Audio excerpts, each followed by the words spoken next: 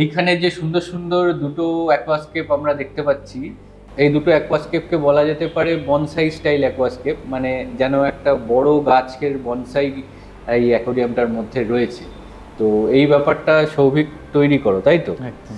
তো তোমার কাছে কি এইগুলো, মানে তুমি কি নিজে হাতে বানিয়ে দাও, নাকি যদি কেউ শুধু এই রকমটা চায় সেটাও পাওয়া হ্যাঁ, যায়? শুধু এই রকমও পাওয়া যায়, শুধু এই রকম জিনিসও পাওয়া যায়। ইভেন গোটা অ্যাকুরিয়ামের সাথেও কেউ যদি কমপ্লিট লাইট ফিল্ট্রেশন CO2 দিয়ে ইনস্টলেশন করতে চায় সেটাও পাওয়া যাবে।